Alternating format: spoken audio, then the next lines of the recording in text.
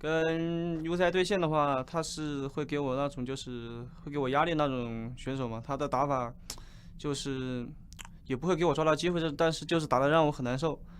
Able 的话，他是对线来说就是没有 U 赛强，但是他如果是中后期打团的话还是可以的。但是这两位选手的话也各有各的风格。As Jakilov said, he said, my goal is simple, defeat Uzi. He was talking about the laning phase right there, and the funny thing is, Frost didn't even face him in the lane in that last game. He was swaying and then his lane opponent essentially left, he just went mid lane. We don't even have traditional ADCs laning against each other, so it feels real bad. Again, to me, I feel a bit cheated on 8-11 that I can't see the best laner in the world in Uzi not actually get to lane because he was just running that gold funneling strat. Yeah, so I would like to go back purely just for that, because I want to see Jakilov actually face down Uzi in the laning phase and actually see everything that he was just talking about there. I mean, Clement said on the desk that he believes that this is going to be the way of the future. Yes, we've seen this type of strategy moving more towards the ADC or different methods that they're funneling gold into the LCK, the European LCS, NALCS, things like that. But I just feel like it's not going to work. Like, here's the thing. I understand the mentality, all of the math, the numbers check out. You've got so much gold, so much experience, such a massive lead. But we literally just had two of the best teams in the world clash, and it wasn't the gold funneling strategy that worked out because it came down to a single misexecution. Uzi wasn't around for the Baron. He wasn't able to snowball. They weren't able to utilize it. So again, I still feel that while in theory, maybe if the game is played perfectly, that can happen, but the games aren't played perfectly. It's about the imperfections and who can catch them and who can capitalize on that are determining these series when it comes down to two of the highest caliber teams in the world. And Frost, we're not the LCK, we're the LPL. We force errors. We keep throwing ourselves at you until you make a mistake. And to watch them go for a comp like this, it's fine if you both do it, that's okay. But if you have one Juggernaut that's like slowly encroaching on you and the other person's a sniper, and that's what we saw, they just took one shot, the kill shot to the head, and it was GG. 打甲级的时候嘛，宝蓝那时候还在打 TGA 嘛，然后那时候就认识他嘛。但是然后我在甲级的时候没跟他碰过面嘛，但是也算认识了。然后那时候我也现在跟他交流哪些辅助英雄啊，两个人会互相学习嘛，所以我觉得他也是个很厉害的辅助选手。Could hear Ming there, one of the best supports in the world after his performance at MSI, talking about Baolan across from him. Baolan, you know, he's had some hit and miss moments. He's never been a breakout star for Invictus Gaming. It's been much more about their ADC, their mid laner, and their top laner, and then you kind of have that support staff in Ming and Baolan. Sure. But trying to hold his own. I mean, he's still a damn good support at the end of the day. Like, the kid's got spunk, you know? Like, you watch him come in topside of mid, pick up Mobies, and like, you know, I'm just gonna gank mid. And like, sometimes it works, sometimes it doesn't, but Baolan, he's still making things happen for Invictus Gaming. It's really the creativity. Yeah. And Invictus Gaming, they don't really have a lot of creativity. They're kind of like a hammer in the LPL. They see the nail and they just understand that if we just smash it in lane, like it's gonna go into the board. Baolan does offer a little bit of that X factor. He can step up sometimes, pull out hard engaged supports like the Rakan. He's one of our #1 Pyke players in the LPL, or at least one of the few supports that's consistently grabbing hold of it. So again, if I'm going to assign any credentials to Baolan, it is his creativity in terms of his gank paths, in terms of his champion pool. And he also works well with Jakilov at the end of the day as well. I mean, it's also the fact that, yes, he plays Pyke, but we see the bounty bottom lane because the Bash brother next to him is going to be that Draven, you know, at the end of the day. So that lane is very fun to watch. I would like to see more Pyke come out of him in the bottom lane, some of that Blood Harbor Ripper.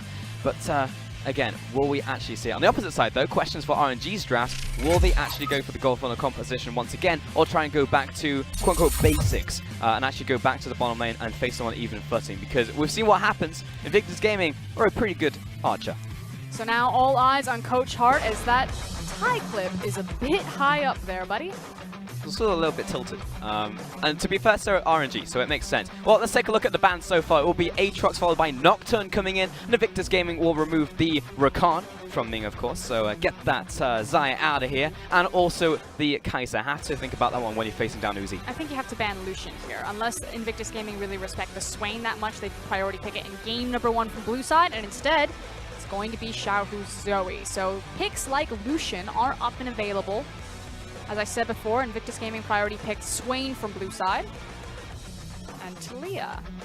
Yeah, Taliyah's left open. I mean, Taliyah, a very strong jungler right now as well as a flex pick. Built a lot of tempo for your team. And will be first picked here from RNG. Camille was the final ban from them as well. Taliyah, technically the most banned champion in the top 5 regions currently. Seen primarily in the jungle position, although Xiaohu is a phenomenal Taliyah player. And there we go. It looks like Invictus Gaming are going to stick with the same strategy. If it isn't broke, don't fix it. Yeah, I mean, like, as much as it would be nice, Jackie was calling about, like, getting a solo kills against Uzi, that would feel fantastic. But hey, if we could just win the series against RNG, I guess we'll take that too going into Rift Rival. So yeah, lock in the Swain, maybe can flex it, but more than likely going to go over to Jackie Love. They also have the option that they could grab the Alistar here, but instead continuously going with the spell flinger combo of Morgana and Swain, and not the all-engage combo between the CC pairings. It also kind of dissuades Xiaohu from going to the bottom lane, because that guy cannot apparently dodge a single never move or the Dark Binding to save his life. So it's also striking fear into that guy in the mid lane / bottom lane. Yeah, Xiaohu did not have a great game one, and so if Uzi then makes a single mistake and is out of position for a moment, there was no safety net there, as Shen being locked in from Ming, obviously one of his go-to champions, does mean that there's a lot of kill pressure immediately in the bottom lane, so Uzi could actually look to take something like a Bruiser or more of a lane-dominant ADC. Lucian still up and available. Yep, Lucian's there. There's also a possibility for Let Me to bring the Shen to the top lane as well, and then just draft another support, another tank in the bottom lane. Do a Doinby, draft an Ornn in the mid lane, like do that. You know, there's multiple options here for them to just put a massive front line again in front of Uzi. So this is a much more traditional composition that we're seeing out of RNG, because you're talking about putting that front line in front of Uzi now that they have the Ornn as well as the Shen. There's so much utility, so much control in terms of the battlefield, but you're still then leveraging 2 more bans or ADC bans at Uzi, and Invictus Gaming can then not choose to grab their ADC here, or if they wanted to, you know, like deny 3 more picks. But maybe now is the time that Uzi just brings out the Heimerdinger and you're like, haha, curveball. It's actually just not an ADC at all. I already had SMLZ playing Heimer. I don't want any more. More. I demand more Heimerdinger in the bottom lane. All right, it will be the Lucian ban, as you were just calling out there, Fruskian. More bans towards Uzi, and more likely it's going to be yet another ADC ban. And to be honest, we're hitting most of the ADCs that he's played so far in this split. The other one would be Ashe that I've been thinking about, so there's a possibility for, again, Invictus to take that one away. But because it's a Shen, I want something with more kill pressure. Yes. I almost feel like he's either going to grab Ezreal or Vayne if they really choose to go the ADC route. Maybe he goes back towards the Xayah, because you can still feel very comfortable layering the CC between Shen and Xayah there. And so it was kind of a question of who's going to be next on the ban list, and it was the Ashe, but they really haven't played Ashe without TK. Yes, yeah, that's the big thing. I mean, Tahm Kench is still actually on the board for them, and they only had 1 ban left. But you got Shen and Ornn. Yes. So what are you going to do? Send triple support? Maybe. Shen I wouldn't put it past them, Frosk. So we've got the Yasuo ban. Of course, Jackie Love has brought that out a couple times so far, and actually really loved it. He's really good with the combos. Saw some air blades come out of him.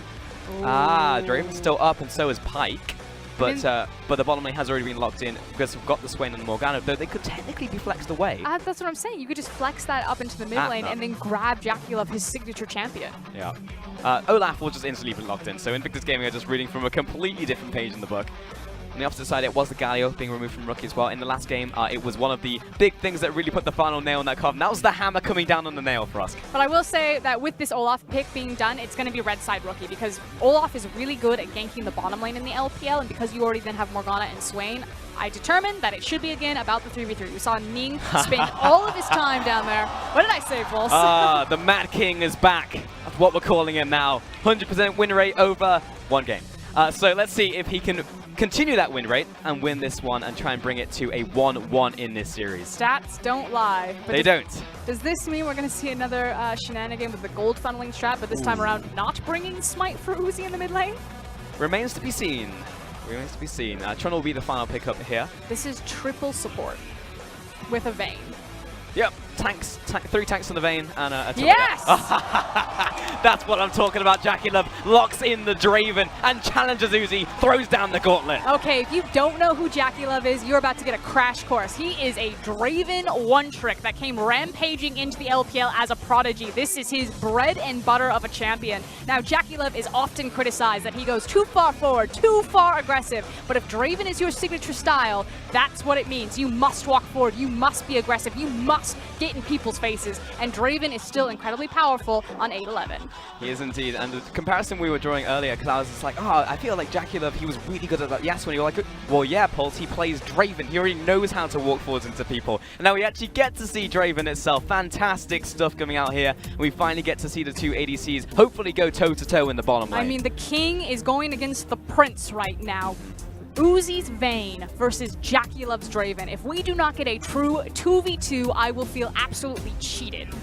I mean, at this point, you might as well do it. Like, this feels like an exhibition match coming down into the bottom lane. We got everything we wanted. All the dreams have come true. That said, Invictus Gaming still sitting up 1-0 in this best of 3. Yes, so sir. looking at a possible 2-0 to take down RNG in Beijing in front of their home crowd against Uzi's Vayne on Jackie Loves Draven.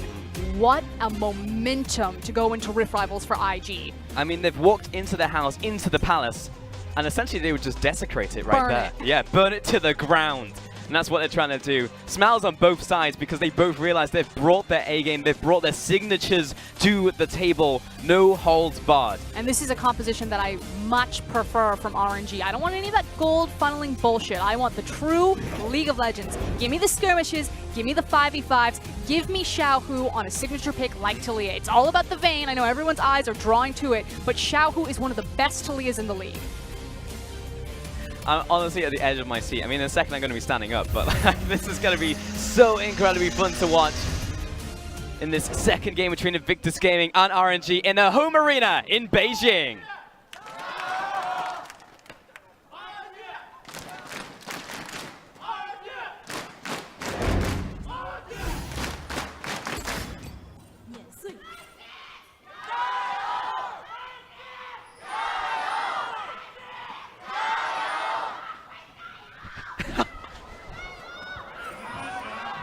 Descent in the ranks. The formation has broken apart. I will say Invictus Gaming, I mean, like in the home arena of RNG, definitely had the louder chant right there.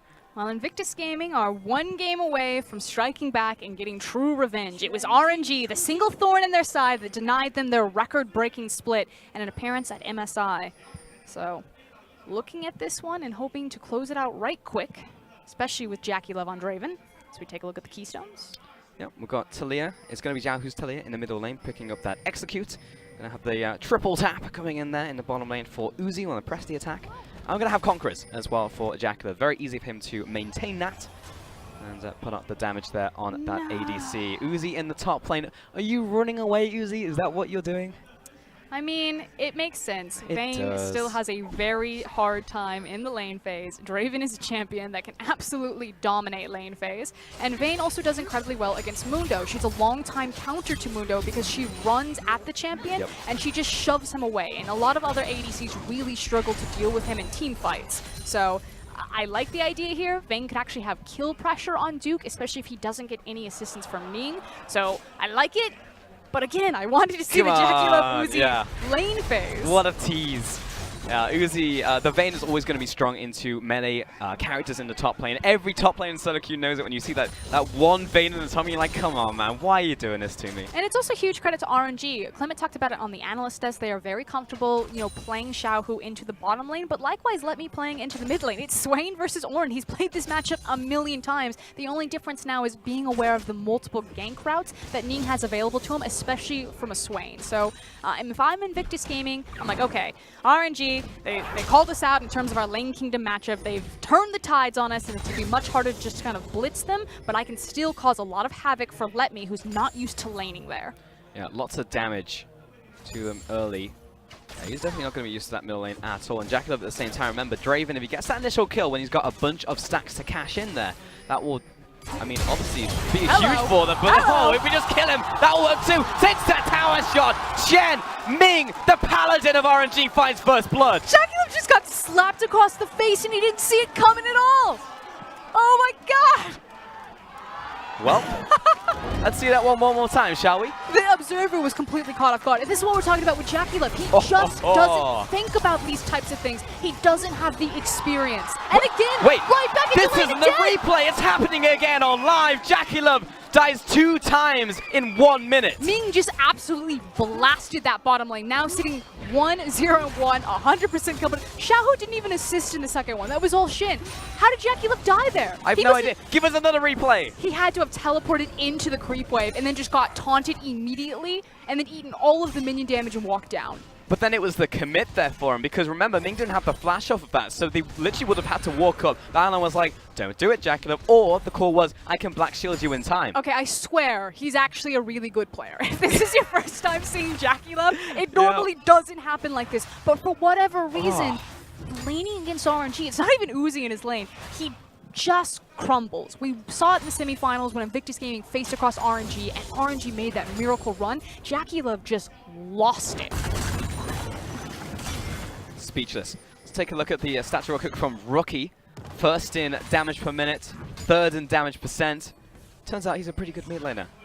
As we're looking at this top lane, instant flash away from Uzi. And holding his Q, so that's why Ning didn't even bother to throw there it is. the axe. But trying to deny Uzi a lot of farm. That's what, two-way stacking. I think Carson needs to respond to this. Well, knocks him away. Uzi being greedy, being chased down. Briefcase the next, and see you later. Carson's going to get the return kill onto Ning here. So it'll be a 1-for-1. Now Duke trading off from Carson. Here comes Rookie, He's though. behind the tower, though. Yes, he's got support from his Swain. Vision of the Empires actually stopping him from going back to his tower. Duke, he's in the minion wave. This is a little bit awkward for him, but the minion wave is here. Teleport coming down. There's a chance for Carson to return this one, but we can get the kill right here. Oh, Duke finishes him off that final briefcase. That was messy, but it was a 2-for-1 in the end for Invictus. But the big thing that I want to point out is how much was actually denied from Uzi. Now, he did finally TP back, and because there were so many waves stacked onto this tower, picks up a little bit of the CS, but this is now a Mundo with a kill as well as an assist, a level advantage, and had a lot of gold denied from the ADC. Alright, well, if you didn't have your fill of early game action in game 1, I feel like we've more than made up for it. We're 5 minutes in, and we have 5 kills. And I mean, it makes JackeyLove look a little bit better. If Uzi's gonna die, you know, randomly, JackeyLove can die 3 times randomly. Dicey. Yeah, walking up to the Shen right there. Like, Shen was waiting for the black shield. That one's going to connect as well. Like, just straight skill shots are just landing and turning into kills. Ning again into the top lane. Uzi, he doesn't have flash, but does get a pin against the wall. Here comes Carson, return kill. Needs to kill before he gets back to the tower, but this is a squishy vein. Ning again going to trade his life, but Duke this time has the ultimate. Early ult on this one. Carson needs the burst, but he's already used the pillar. Again, a 1-for-1. And the only difference right now is the fact that JackeyLove didn't have assistance from his jungler, whereas Uzi is getting all of the attention. So both ADCs being punished for their greed. And what I was going to say is, you know, playing against Shin and Talia as a Draven when you want to maximize your damage output or at least catch your axes. I know, the first time he just walked forward and died. But it is still, it's going to be rough. He's playing dodgeball right now. Yeah. Round 4. Oh, I love the crowd every single time. It's like, ah, no. Leave him alone. Let him have 500 CS. We just want to see what happens. So now both ADCs are 0-2. I mean, Uzi, yes, does have 2 assists to his name, but it's all better now. Both ADCs are just in the dumpster. I think it's fair to say that Uzi looked a lot better when his dumpster was on fire. That's he was like, true, he was kind of kicked back in, and he's like, okay, but you burned embraced with me. the dumpster. Right now, though, I will say that JackeyLove is ahead in farm because of that. He's actually 2 waves ahead of Uzi on cross map. And also, since then, he hasn't died since then, so he's actually been getting stacks. Does that count as beating Uzi in lane? When you don't lane against him and you get a CS advantage? Maybe I will say yes when he cashes in all of his stacks. Because if he does then that's going to be the big swing. But it's a fun question to ask, actually, yeah. There really shouldn't be an opportunity for him to go aggressive until his jungler gives him some attention. And Ning has made it very clear that he is all about Uzi right now, getting deep vision to check to see if Karsa is going to interrupt the party, but he should be looking for the blast cone and then just race in. Yeah. Uzi has to know. He's like, no. These shenanigans, I'm not ready for this. Karsa, come up here. I need you. Please cover my flank. All right, clear away that ward. Blue buffs up as well. Ning's probably going to contest this. Level 6 to level 6. But he shouldn't reveal himself. Yeah, I like this. Wait till the wave crashes and then just kill Uzi. They're also bringing everyone knows. Let-me's trunked, but he does have his ultimate, so he's able to assist, but Rookie's here first. Key summoners, though, JackeyLove's TP is about to come up, so technically this could be a numbers advantage to IG if they decide to pull Draven in the next 10 seconds. Which, over a blue buff, I wouldn't really agree with, but I was kind of on the edge of my seat, wondering what was going to happen. Yeah, it was a lack of knowledge as well. Is Uzi going to come down, and it's a jungle fight where Uzi gets a very easy condemn, so let's just not risk it. We've already gotten 2 kills onto Uzi in top lane. Aggression into the mid lane as well. Rookie low on mana. It's been 7 kills so far. Talia's having a great time. Of course, she just gets to insta-shovel lane. That's true. And then have her Shin. Ning caught out in the jungle near the blast cone. Instant Ragnarok, and they burn the ultimate. Didn't see where Xiaohu's flick went there. I think he was trying to predict as here comes the pincer. Greedy from Ning. Going to be tagged by the Ornhorn. Responds and stampeded. That's going to be a kill over to RNG. Birdman 1-on-3, but he's turning it around. Vision of Empire slows down Ming. Rookie following up onto Let Me. simply out of mana and out of bird form. JackeyLove coming in from the bottom lane, Battleland. Nice sidestep from Let Me in the mid lane. That's another kill to RNG. There's just a lot of disrespect happening this game. I feel like everyone just needs to chill out a little bit. Ning was like, 3 people in my jungle, the wolves are still mine. Frosk, I mean, we've come full circle. The gauntlet was thrown and we're in the arena. We're in the cage and both teams have embraced it and I love it. Yeah, we've already had, I think, twice as many kills as we did in game 1 in the first game totally. 10 minutes. Uzi again just kiting back, trying to control this wave. How's he doing? 60 farm now to 75 on cross map towards JackeyLove. Top lane, Mundo is actually not having a bad time whatsoever. Even he is ahead of his lane opponent. The same can actually be said though for Let Me in the mid lane. Now we can actually see Ning just taking a leisurely stroll through the jungle and finds himself a Sen. Yeah, and the fact that he chases them off and then just has to assume because he has imperfect knowledge, there's no wards for Invictus Gaming down into that bottom river. So best case scenario, Ming and Xiaohu leave. Worst case scenario, you saw Let Me and Vision step up and you made the mistake anyway. I'm not sure what's happening there. Xiaohu fans. Oh, you're right. I was like, Thundercats, go! Thundercat. But that makes That's more where your sense. mind went. Splash forward, Soul Shackles. Here comes Ning sprinting towards the bottom lane. No Ragnarok just yet. Now it's off cooldown, but the play is done. Yeah, but all of those flashes finish, which is why Ning wants to hang around and see what he can fish for. Yeah, clear out that ward real quick. RNG in the bottom lane. Hold Carsa up, on his top way to lane. the top lane. Duke's got ultimate and flash, so I think it might just be a Krug take. But there's 2 teleports available between Rookie and JackeyLove. And while JackeyLove is relatively forward in his lane right now, this still could turn sideways if they don't execute perfectly. All right, Duke, do you want to pop the ultimate early? Rookie's there it going is, for but TP. it's maybe too early. He's going to get bursted down by Uzi. Carsa comes into the top lane. The teleport was there, but unneeded by Let Me. Top lane tower will go down over to RNG. And as I was saying, you know, it's a brilliant lane swap. RNG saw that a lot of the matchups have been really catered or crafted. They decided to turn everything on its head. Vayne does super well into Mundo. And Ning tried to tip the matchup in their favor, but Carsa has just been on the ball, constantly counter-ganking, making sure that these are 1-for-1 trades, and just inching out a little bit more for RNG. Panic every time I just see Ming on the flank. Doesn't have the flash anymore, but that hasn't stopped him in the past. But now, in this game, RNG have taken the lead firmly in this one. 6-3 in terms of kills, 1 in terms of towers, with the first tower gold. Went over to Uzi 1, 2, and 2.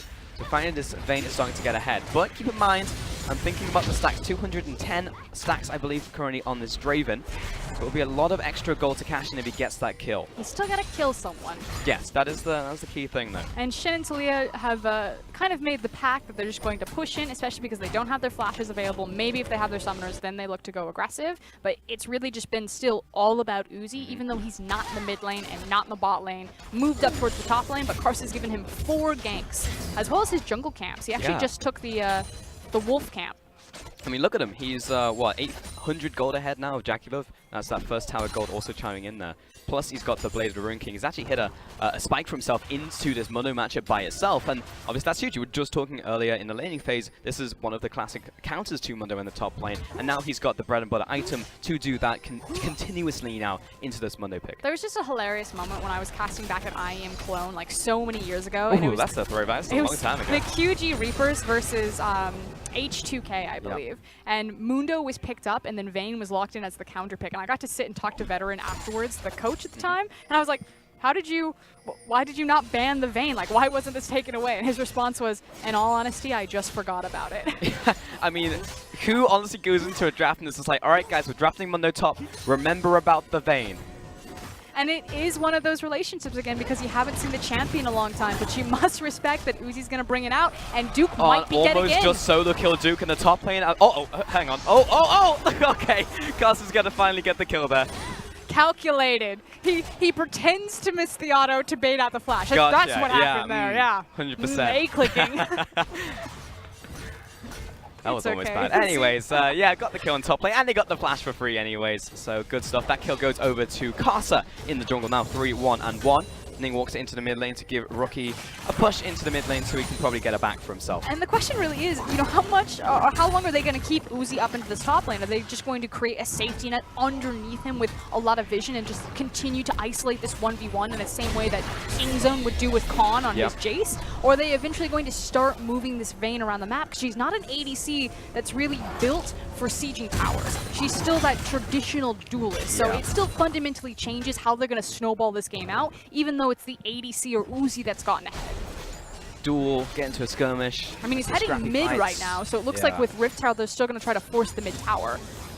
Give it a shot.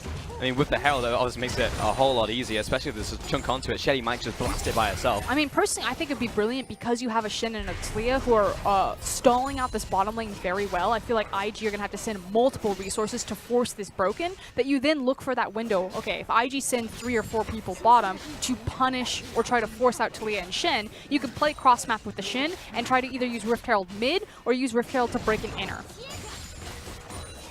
I just get so nervous when I watch Draven to walk around with so many stacks because he's currently on a 350, which is theoretically 700 gold, plus the kill credit as well. They're looking for Shen top on Mundo. And the player's being set up by Invictus into Here's the bottom window. lane. Tower's low. Here comes Carter to the top side. Oh, Vayne in a 1v1 against Duke, chasing him down underneath this tower. Gets the slow out as well, but Duke, he's bought enough time and he gets the healing back. And you saw that Invictus Gaming, they were trying to move towards the bottom lane to force that one, but seeing that Duke has not been killed but forced off the tower, someone may need to respond to that if Vayne's left to her own devices. Jackalope gets 350 gold over to himself in the bottom lane. These AD carries are eventually, after a rocky start, 4 deaths between them, starting to get big. This is interesting though. Rookie's actually moving towards the blue buff because he wants to pick it up, as well as let me applying so much pressure towards mid lane. Like, someone has to deal with Uzi. Yeah, you can't just leave him here. Just ignore this issue. Bury your head in the sand like an ostrich. Okay, well, mid lane is down to half right now. Shelly's going to get a charge off and finish one off. Probably get a second charge off the next tower, but RNG is pretty happy with just the fact they've managed to get this one. Nope, they're going to set up the next wave for Shelly. They just want one more push. Yeah. Battleland should actually flash this wall and ult. Ooh. Flash the wall and ult. There we go. There it is. The Storm Shackles are on. The follow through comes in, but Jackalope is so far behind the play. Nick still gets to go on the Shackle. He jumps away with the Ragnarok in tow. Rookie in the midst of the fight right now, flashes away. Castelo himself needs to back away from this, but he's being chased down by JackieLove. There's the second kill. Q lands onto Ming, out from the Mundo, follow through from Invictus, but again, the Q doesn't land, the Darkbind doesn't connect. 2 kills from Invictus Gaming. And remember, if Ming is the one to support Baolan, is about the creativity. Ning, what are you doing there? Uzi has found you and he will finish you off in style. Baolan's about creativity and Ning is just about brain farts. I don't know what what the hell that was. Condemned. That's like the 3rd time that's happened to him. That's true, yeah, I know. Just over this last week and a half, Ning has had very questionable moments. It's interesting, for a while there, he was kind of leading the charge as our newest upcoming jungler, especially with Condi taking a step back from Team WE. A lot of people were looking for Ning, but some good news, because back to Baolan. I love the play here. Again, it's this idea that he's constantly creatively looking for these opportunities. So many Morganas will sit back and Fog of War, they'll throw blind bindings, but it's Baolan who's walking towards the top side of lanes because he knows that they're less likely to be warded, trying to force these types of engagements and getting a beautiful Morgana ultimate to set up Invictus Gaming to succeed, knowing that Uzi wasn't there. So not only did they get the 5v5, they got the TP off of the duelist Vayne in a side lane. Overset there as well from Carson mid-team fight. Felt like he had it, didn't have it. JackieLove also got slowed down at the start of the fight, so it looked good from RNG. I think that just kind of goes into a false sense of security. It says Xiaohu is, ooh, okay, that's going to be smited away from by Ning right there, but still contesting. Xiaohu is in the mid lane. And again, that was big things for Invictus Gaming, absolutely, just to come back onto that one, because they win that fight, they still got some fight in them. But I will say that JackieLove, in all of that, didn't get a single kill for himself. Feels bad, man, but he does have his Bloodthirster, so... Yes, he does. Still feels okay. And again, we're still in a similar type of game, number 1, where you have 2 damage threats versus, what, 5 damage threats from Invictus Gaming, depending on what Morgana's itemization is. I mean, at least for the early game, she's still going to hurt. It's a question of whether that's going to scale off later. Mid lane tower did take a bit of a beating, though, from Shelly's second charge. We're now 18 minutes into this one, and RNG still leads in terms of gold, but...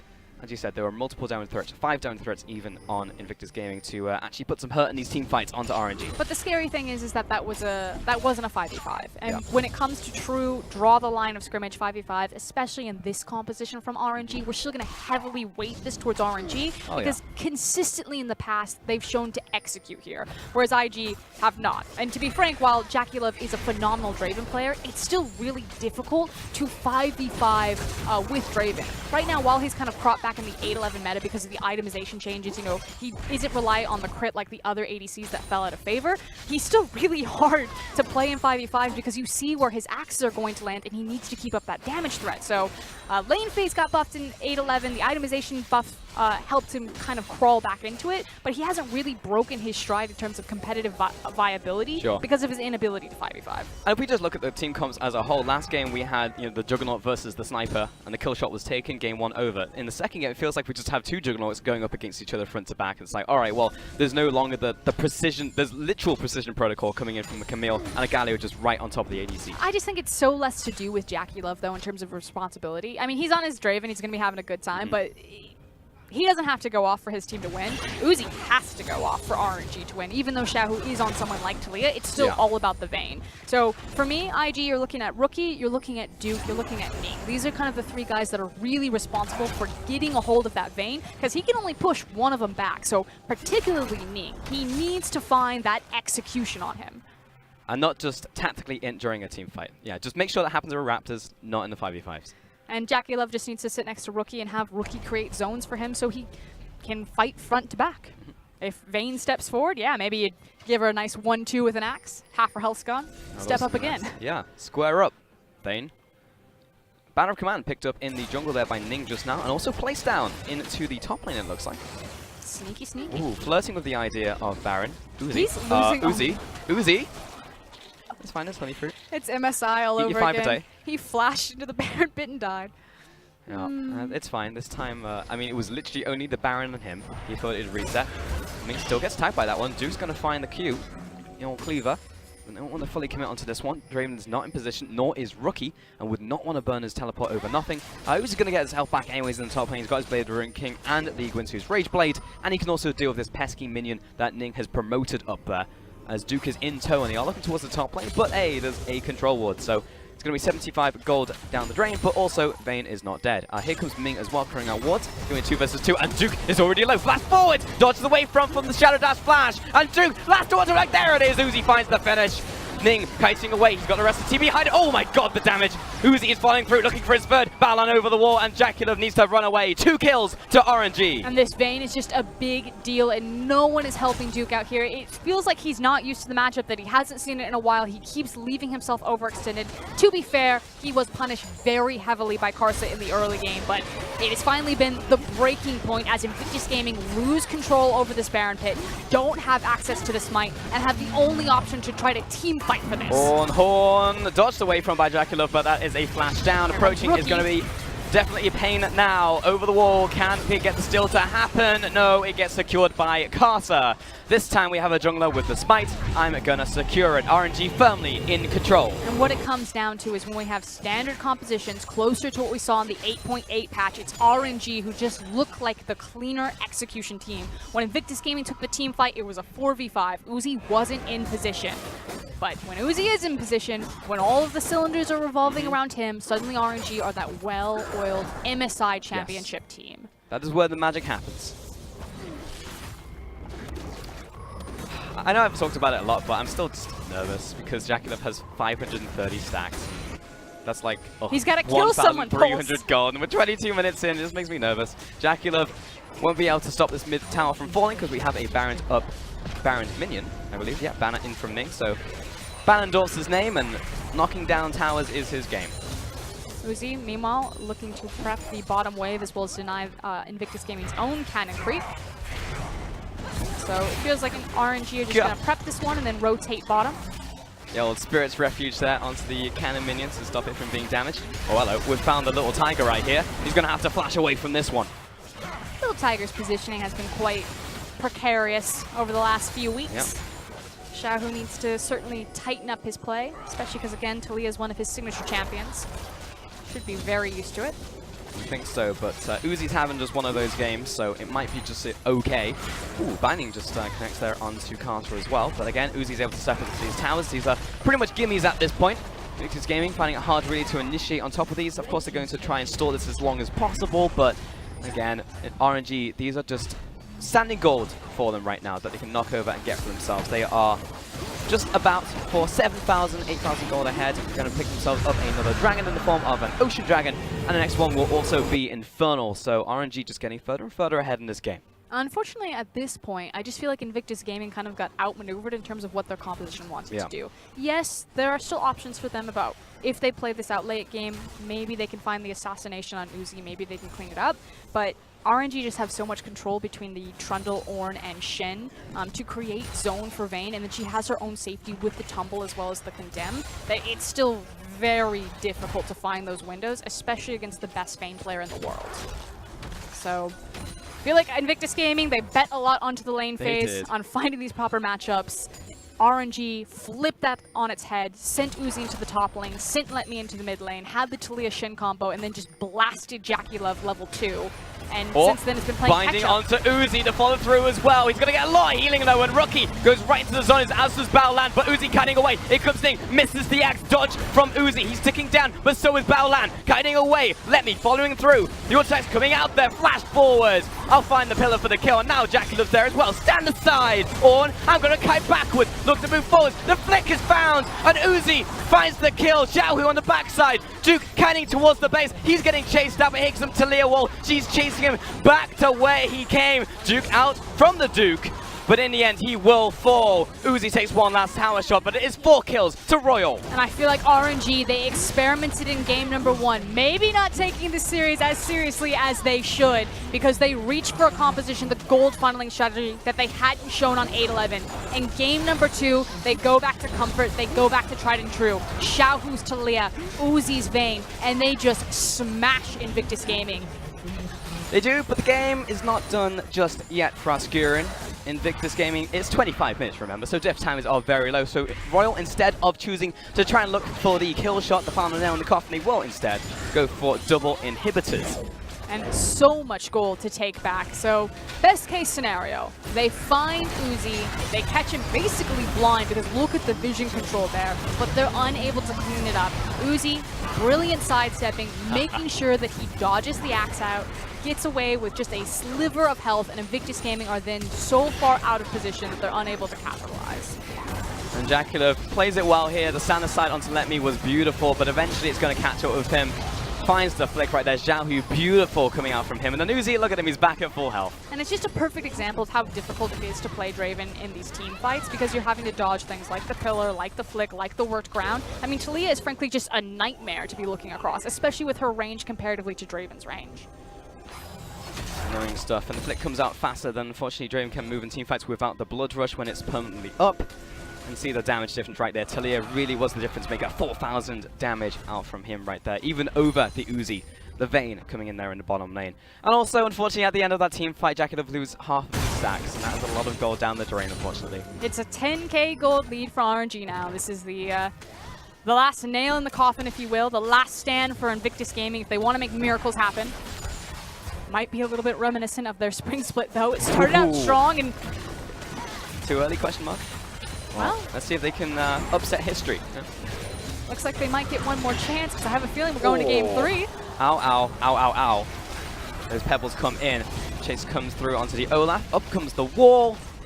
Invictus Gaming will pay for this one in the form of their tower. And when you're not using that offensively, bad flash news. forwards from Ming. He finds Uzi. Tower's down. Rookie up into his Zhonya's, but here comes the Ornn. Knocker goes down and Uzi gets the first kill. He's following through onto Jackie Love. Goodbye to the AD carry. Finds the second, finds the third, looking for the fourth. Duke, come back here. I want my Quadra. And Ning, get over here. RNG are gonna dive him, but the Fountain Laser proves too strong. We're gonna have to settle for the quad.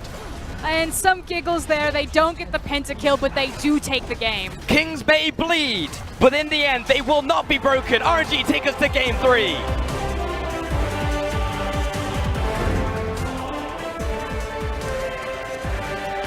No 2-0 sweep today between RNG and Invictus Gaming.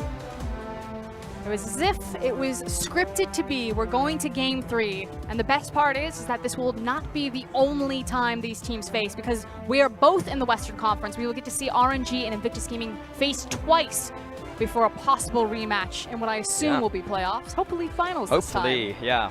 I mean, this would be a kick-ass finals for certain. I mean, this best of 3 by itself. This is the start split. Again, as you said, facing each other again in the next time they face in the intra-conference play. But this was already a banger of a series. And we get another game as well. So excited. I mean, we're coming into today and it's just like, this actually just could be a 2-0 here. Could be very fast over to RNG. And Invictus Gaming come out swinging, take game one. RNG show that, it's time to wake up. They step up off their throne in their arena, in their palace. And they say, sit down, kneel before the kings. It's not 7.9k this time around. It is 30k coming out of Uzi's Vayne. That 1v1 top against Duke. Poor little Duke just got thrashed up there. Sad boys. I mean, that's unfortunately the matchup. Sometimes you just have to find a Vayne, and it happens to be Uzi's Vayne of all the Vaynes against you in the top lane. So what can you do? Just one of those games. Unlucky. 28 minutes, though, on the clock right there from RNG, and it was just winning to winning more from them. So, well played. My concerns are is that if we take game number 1 and game number 2 and kind of compare the strategies, I feel like the loss in game number 1 really was on single misexecution from RNG. Uzi wasn't in position, he couldn't contest the Baron, they lost control of the pit, Invictus Gaming just rolled over them. It was smart to do, they understood that, made the call. And game number 2 though, RNG just went toe-to-toe with IG and then just outplayed them in multiple positions. He absolutely did. I will also say that PP the Kitten is still on track with their prediction. 1-1 currently, so we'll see if it's the 2-1 victory over to Invictus Gaming. For now, though, we're going to send it back over to our analysts, the human ones, at the analyst desk. Yeah, absolutely right, Pols. PP the Kitten predicted first going over to Invictus Gaming, then to RNG. But one thing neither of our analysts over here predicted, nor myself, no PP the Kitten, was how many mistakes these top-tier LPL teams made within the first 10 to 12 minutes of the match. We can count, Jackie Love. Maybe the first kill, we give it to a good play coming out from Shen and Talia. You can't teleport back into the lane and die once again. I do that. I'm Platinum 2 right now. You're not Platinum 2. Don't do that. Then you have Uzi making mistakes in the top lane. Ning inting at Wolves and Raptors. Come on, this is not Dyrus. You don't die to Wolves' gangplank anymore. Don't leave Dyrus out of it. What's going on in He's the retired. LPL, gentlemen? These two are the top-tier teams. Why are they dying so quickly?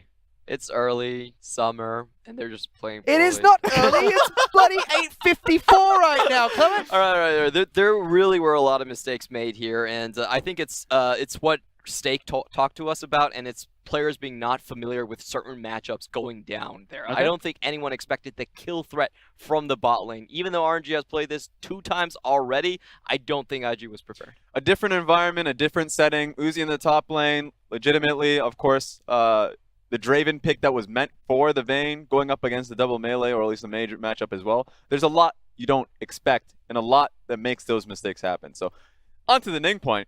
We just have a lot of Olafs trying to farm Raptors. Like, that's just so like bad. we saw it clear love earlier this week. It just keeps happening.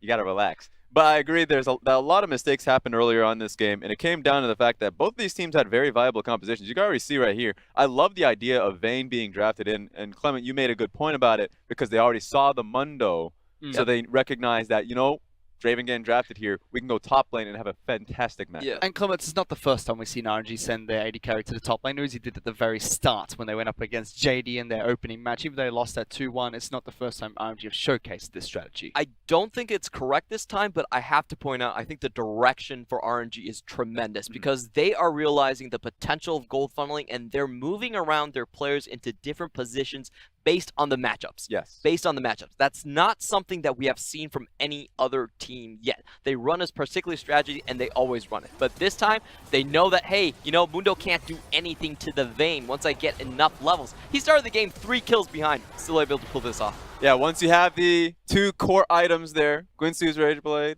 and the Blade of the Rune King, Mundo's still in that matchup. Mundo's going to get run down. I legitimately believe that Invictus Gaming, when they had the BF sword built on Draven, swap the lanes back. Yeah. Force the matchup of Draven versus the Vayne, and you would have been in a really strong position for Jackie Love, even though he was 2 kills behind. Yeah, but still then puts them slightly behind in tempo. Teleport's already burnt. I mean, it could have been a much different match, but we still got to watch Uzi pick up Vayne. I mean, he went for the quadra kill, almost had a pentakill at the fountain. We saw that replay just then of how he's able to utilize that pick to take down Dr. Mundo in the top lane and followed up with a fantastic team fight. He's still a god amongst AD carries, still playing very well, and that's something you have to recognize when it comes to playing against RNG, because they're not going to throw Vladimir into bottom lane. They're going to still put Uzi on hyper carries. Yeah, and that's why I love about this team is that no matter the meta, no matter the environment, they're saying that this is what we're going to play. These are the champions that I love to play in the position, and then we're going to try and play around our identity of that late game team fighting and split pushing as well. So ultimately, IG went into this matchup and they said that if we win out early game, with the Olaf, the Swain, Draven. Beautiful, we win the game. But if we ever fall behind, we're getting thrashed in side lanes by Vayne, and we're getting thrashed in team fights by the tank line, front line, with Vayne backing them up. So I thought that the moment the Mundo was getting run down in side lane, it's like, all right, this is going to be super tough, and IG has to be creative to come back. Well, we got to see Uzi pick up a great performance on Vayne, like you're talking about, and he picks up MVP off the back of that match. Woo! Yes, there's no doubt about it. 50% of his team's damage. He's ready. He's got the bed hair going as well, or that might just be the rocks in the background. Who knows at this point? Still the king. Nearly 200% of damage to gold ratio. You saw what the damage graph told us. This man owned that game. This ain't fair. He's been hitting on that Mundo the entire game. I sympathize with the poor Mundo that's getting like stymied in the top lane. But you know, once the comp gets rolling together into the late game, there really was nothing IG could do. They have 3 bad late game champions in terms of the Mundo, the Draven, and also the Olaf. So it was kind of a done deal here. But I do have to finish up. I don't think that RNG should have won this game. This game was won based on Invictus gaming mistakes. 2 deaths from Ning that were completely unnecessary. 2 deaths in the bot lane as well. It's great strategy, great direction from RNG. Should not have worked this game. Yeah, they tried to change things up for game number 2, and it successfully worked, but with quite a few mistakes being thrown in this best of 3. But we do go to the 3rd and final match for the match of the week. We're going to a quick break. We'll be back in that just a second. 让我们把故事传唱下去，继续书写 RNG 的传说。